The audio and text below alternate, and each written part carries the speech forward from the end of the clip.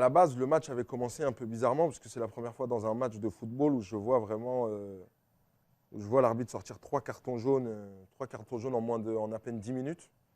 Et tous ces cartons, ils étaient destinés pour nous, pas pour des grosses fautes, hein, mais bon, c'est comme ça que le match il a commencé. Et à un moment donné, il y a eu une faute et l'arbitre a décidé de ne pas donner de carton aux joueurs du PSG. Et c'est ça vraiment qui a un peu chauffé notre banc.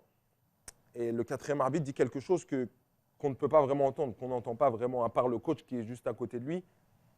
Et c'est vraiment un mot qui a une portée émotionnelle très très forte, qui est sorti. Donc le coach tout de suite, il rugit. Et ensuite bah, tu as Achille qui, quand il entend le coach, il commence à s'emporter au-dessus, lui aussi à son tour. Et tout à coup, j'ai décidé de me lever et d'aller questionner l'arbitre. Parce qu'au fond, je n'ai pas été pour affirmer quelque chose, mais vraiment pour questionner et savoir pourquoi il y a des différences qui sont faites entre les uns et les autres. Ce n'est pas le mot en lui-même qui me choque. Le mot en lui-même, il ne me choque pas. C'est le moment dans lequel le mot a été sorti.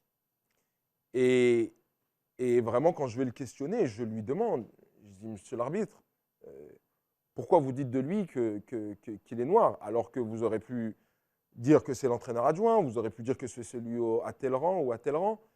Maintenant, vous le réduisez à sa couleur de peau. Aujourd'hui, il y a plusieurs formes de racisme. Et il y a ce racisme-là qui est un peu banalisé et qui est dans les têtes de tout le monde, dans les inconscients de tout le monde, qu'on peut dire sans forcément que ça choque.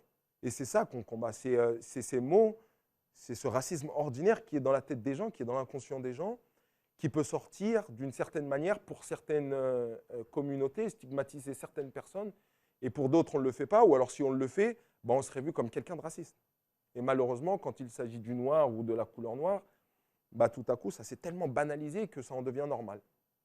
Si l'arbitre m'avait dit, écoute, Demba, de la même manière que j'appelle celui-là le noir, j'appelle celui-là le blanc, au final, même si je ne cautionne pas, le gars, il est quand même réglo, il est quand même juste dans ce qu'il fait. Et je serais parti me rasseoir sur mon banc et puis j'aurais dit, OK, le gars, il fait preuve de justice quand même. Mais ça n'est pas arrivé. À aucun moment donné, j'ai eu une réponse quand j'ai posé ma question. Et c'est de là que j'ai décidé qu'on allait quitter le terrain. Donc on a quitté le terrain et on est rentré dans les vestiaires.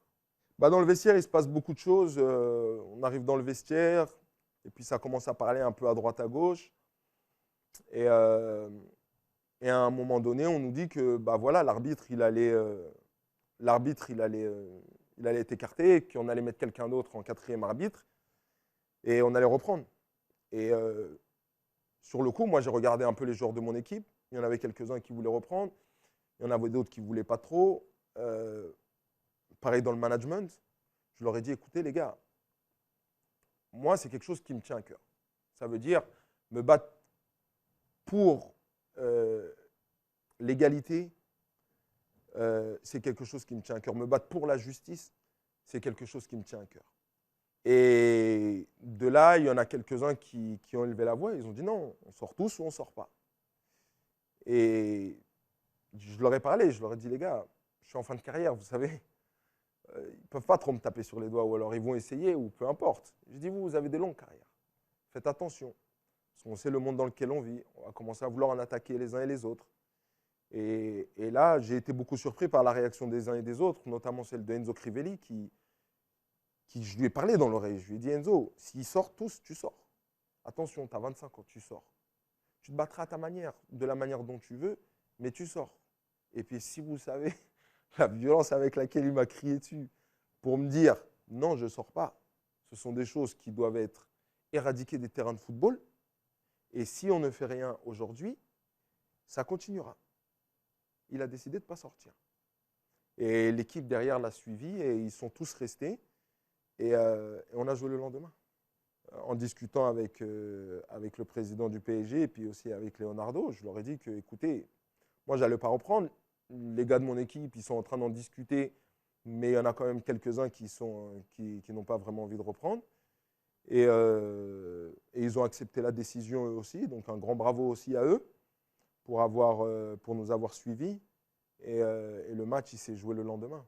Ce qu'on a fait, c'est une chose que moi je referais si je me retrouvais dans les mêmes situations. Et si dans le futur, il y en a d'autres qui le font et qui mesurent la portée de leurs gestes et qui pensent qu'il est bon d'arrêter de jouer pour faire avancer les choses, pourquoi pas? Moi, j'ai arrêté de jouer et puis l'équipe a arrêté de jouer pour que l'on puisse faire avancer les choses, pour que l'on puisse répondre à ma question. Parce que jusqu'à l'heure d'aujourd'hui, je n'ai pas eu de réponse. Pourquoi on peut appeler le noir par sa couleur de peau, mais le blanc, on ne l'appelle pas par sa couleur de peau? C'est cette question-là à laquelle il faut répondre. Sur un terrain de foot.